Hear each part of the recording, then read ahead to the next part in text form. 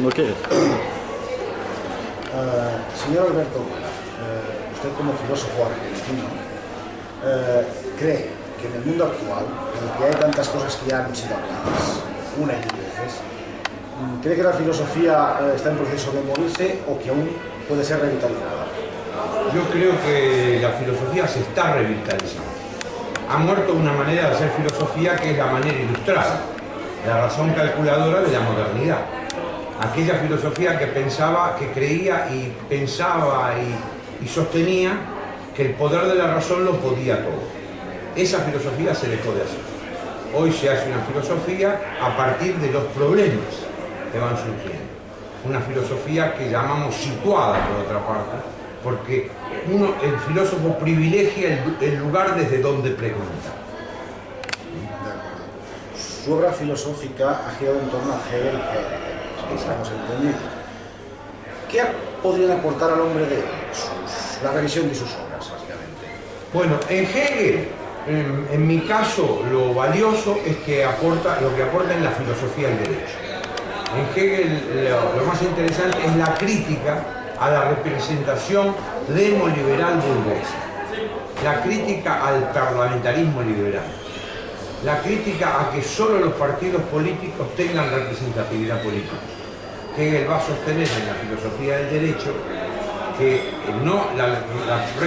la representatividad política no está reservada solo a los partidos, sino también a las asociaciones sociales y profesionales de la sociedad.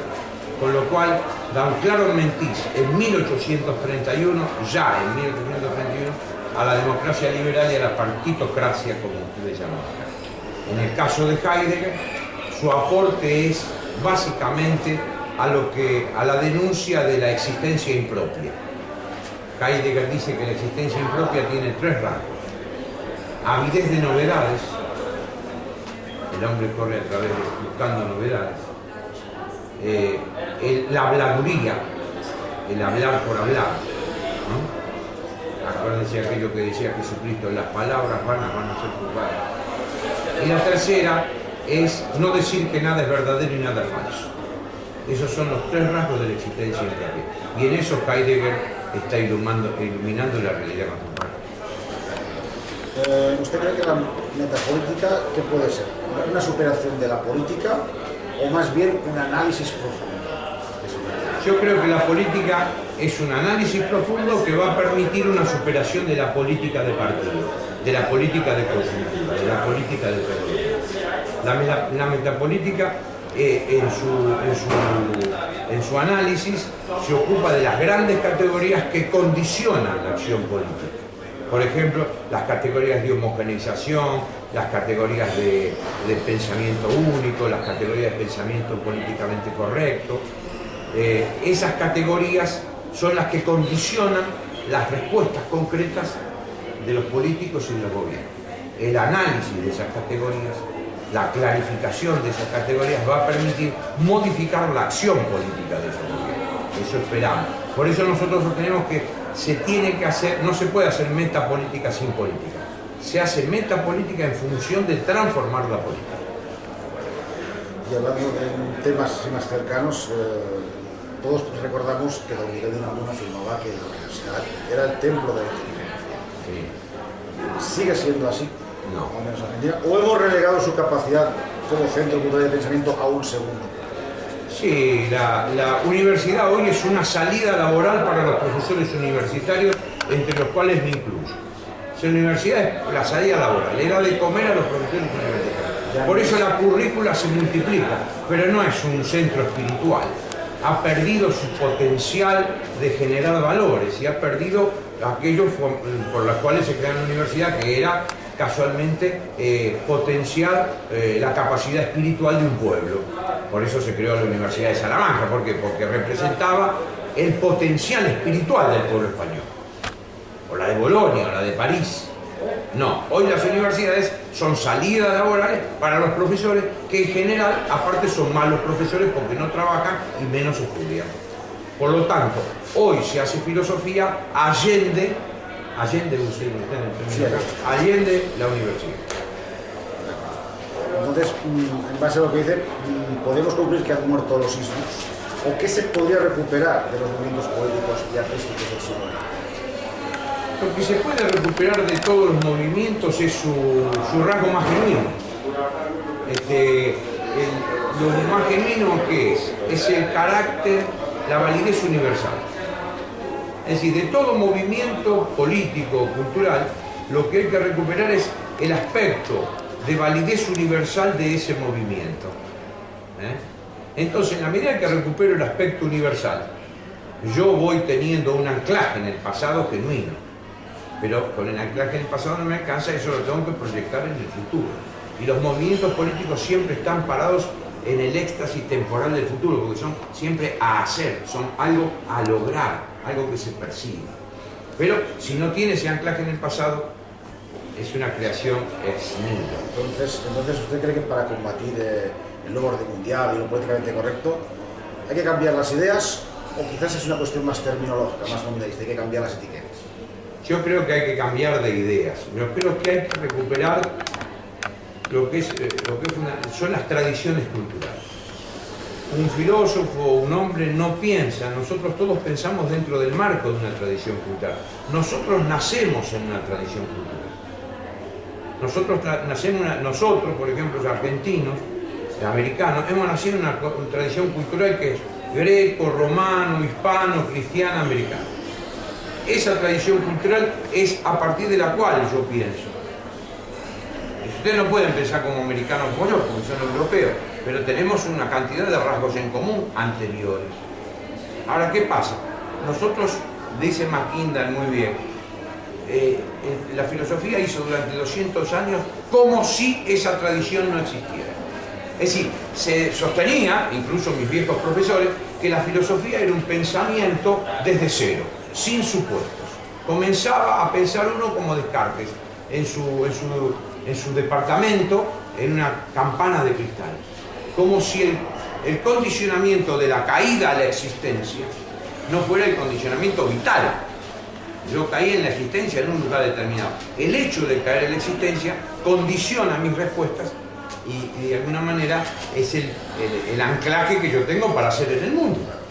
Entonces las naciones, para impedir que se desarrollen, se pueden instituir instituciones, sistemas de control, como por ejemplo el Banco Mundial, el Fondo Monetario Internacional, son un sistema de control real y auténtico del desarrollo de los pueblos y de las naciones, ¿cree usted?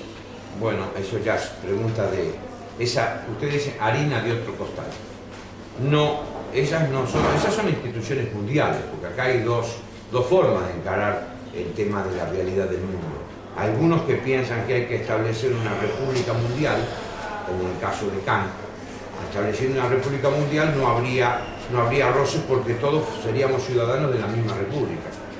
Claro, hay un problema fundamental, que el disidente en esa república mundial no tiene dónde ir, por lo tanto esa república mundial se establece como un totalitarismo. Cuando hablamos del Banco Mundial, cuando hablamos de Davos, del G9, de los grandes organismos que manejan el mundo, son organismos que de alguna manera van dirigidos a ese tipo de gobierno mundial de república universal. Pero hoy decíamos nosotros que el mundo siempre va a ser más grande que la voluntad de un poder imperial. Entonces, nosotros creo que vamos a la construcción de grandes espacios, forzosamente. En el caso de España en particular, a mí me gustaría que España fuera el motor de ese gran espacio, de esa ecúmene, que es la ecúmene iberoamericana, ¿no? Pero para eso España tiene que preferir un idioma de batalla. El idioma de batalla de España es el castellano. Y que hable todo el mundo catalán, vasco, eso no es problema, no es problema. Pero el problema fundamental es que el que enfrenta el castellano es el inglés. Y es un gravísimo error estratégico propender en los colegios el uso del inglés. Pero yo no lo digo porque esté en contra del inglés, no, porque digo estratégicamente, el castellano es el idioma de batalla, que en América somos 370 millones de personas que lo hablamos. Y fíjese el caso que Lula de Brasil, con 180 millones de habitantes, dejó el inglés como tercera lengua y ahora puso el castellano como segunda lengua, porque Lula sabe muy bien que es preferible ser cabeza de ratón y no cola de león. Y si impone el uso del inglés, va a ser cola de león del poder norteamericano. en este marco, en este sistema mundial que se describe, ¿qué simbolizaría entonces los Estados Unidos? Los Estados Unidos son una tradición distinta de la nuestra. Es la tradición anglosajona. Ustedes no lo viven acá porque, no sé, algunos dicen que Europa está norteamericanizada. Nosotros que somos tan americanos como ellos, fíjense que se han quedado con el nombre. Y ahora me encuentro que todos los periodistas dicen, ¿y yo qué soy? Yo no soy nada, si yo soy tan americano como ellos. Tengo 5 o 6 generaciones de americanos.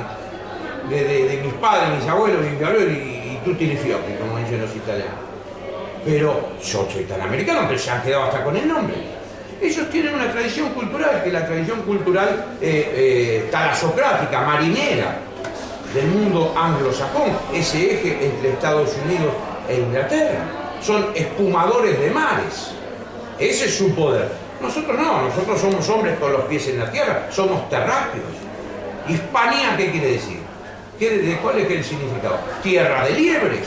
¿Sabe cómo estarían nuestros...? Porque yo también tengo antepasados españoles. ¿Y qué estarían? ¿Cazando liebres? No sé si me explico. ¿Y qué es Suramérica? Suramérica es una masa continental, por eso yo explicaba, una masa continental tiene un corazón que es el Amazonas. El que domine el Amazonas va a dominar Sudamérica. Por eso el grave problema que vamos a tener va a ser en el siglo XXI quién domina el Amazonas.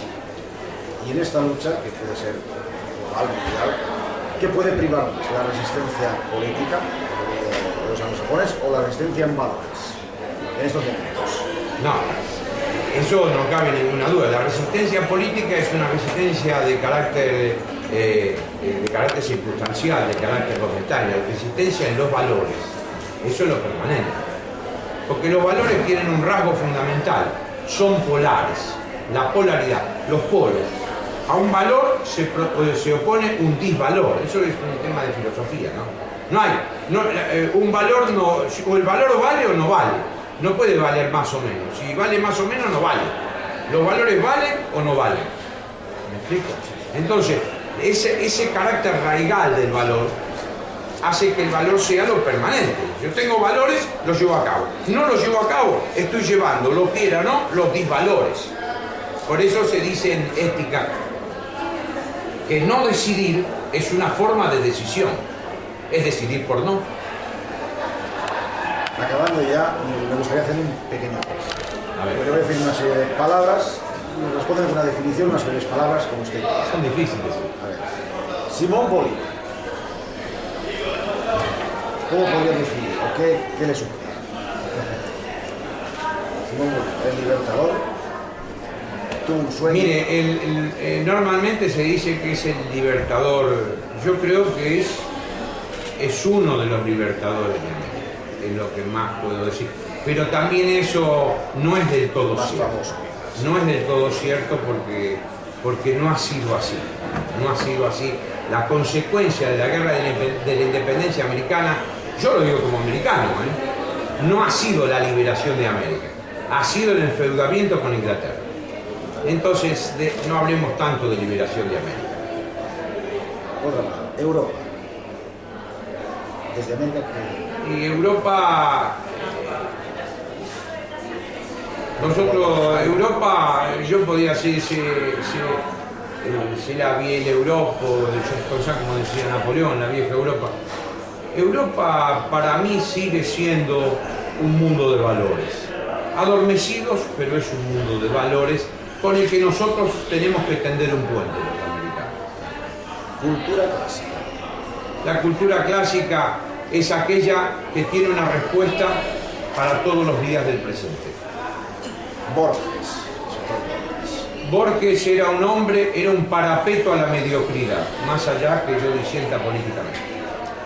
Termópilas. Valentía. Che Guevara.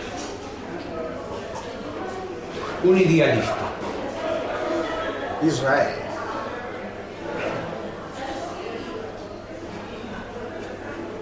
Es un portaaviones yanqui, como muchas veces se define, es una narración histórica.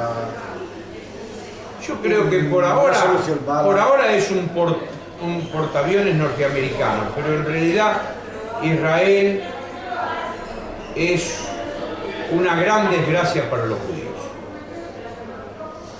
Cacerolada. Las caceroladas esas de... Sí, de los inviernos. Representan el fracaso del sistema de representación política.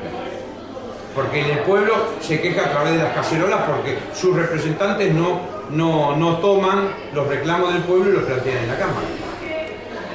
El nombre de nuestro presidente de gobierno, ¿Quién? Zapatero. José Luis Rodríguez Zapatero es el que hace zapatos. Me he entendido, ¿no? Es el nombre de nuestro presidente del gobierno español. Usted se refiere al José Luis Rodríguez. Rodríguez. Aquí se Pero llama ustedes Zapatero. porque si él se llama Rodríguez le ponen eso.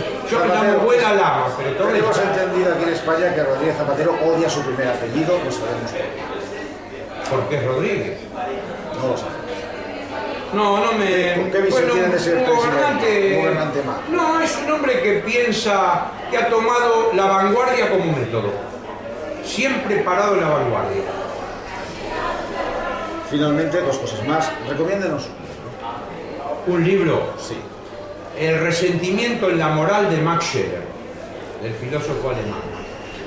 Finalmente, si usted quiere, para acabar, concluir, decirnos algo. Yo les quiero agradecer este reportaje, les quiero agradecer al movimiento social republicano que me han invitado acá, el trato que me han dado. Estoy contento que me encuentro con mis amigos García Cortel de Valencia y mi compatriota francés Tristan Mordrel, con mi ahijado francés, así que ustedes han logrado de mí que pase una estada agradable y me han dejado hablar, han prestado sus oídos y les quedo infinitamente agradecido por el trato caballeresco que me han dado. Y nosotros le agradecemos. Gracias. Listo. Salió bien.